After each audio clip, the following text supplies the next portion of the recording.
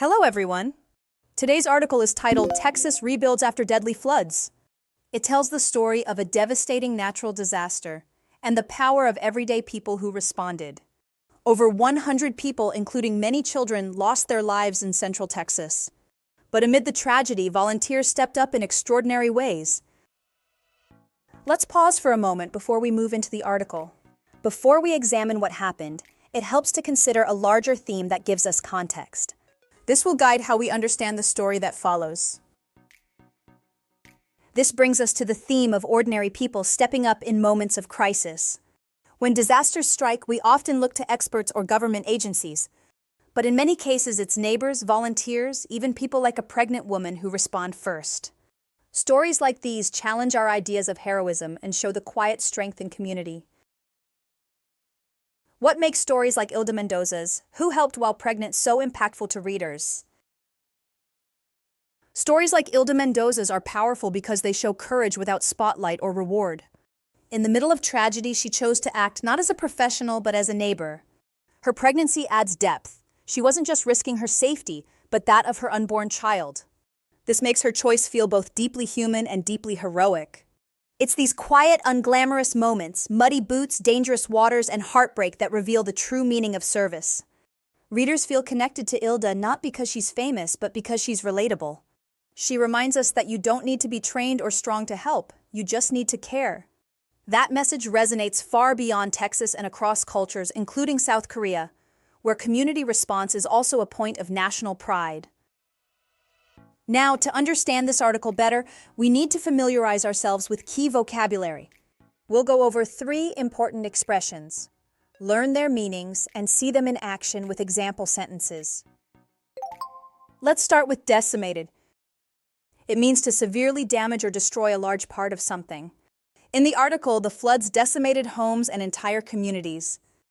Here's an example. The wildfire decimated thousands of acres of forest in just a few hours. Next, we have grimly.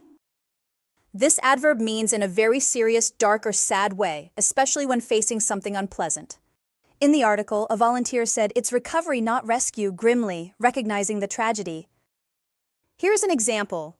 She grimly accepted the reality that nothing could be done to save the home. Finally, let's look at treacherous. It means dangerously unstable or unpredictable, often used to describe physical conditions. The article says volunteers had to cross treacherous terrain, like flooded creeks and mudslides. Here's an example. Hikers were warned not to cross the treacherous trail during the storm. Now that we've explored the main themes and vocabulary, let's reinforce our understanding with a summary dictation exercise. Listen carefully and fill in the blanks. In Central Texas, deadly flash floods claimed over 100 lives, including many children, and left communities devastated. Amid the tragedy, volunteers like Ilda Mendoza, pregnant and near her due date, braved dangerous conditions to help.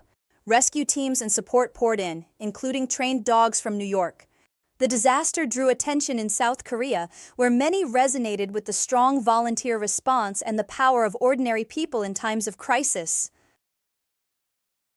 Let's check the answers and review what each word means.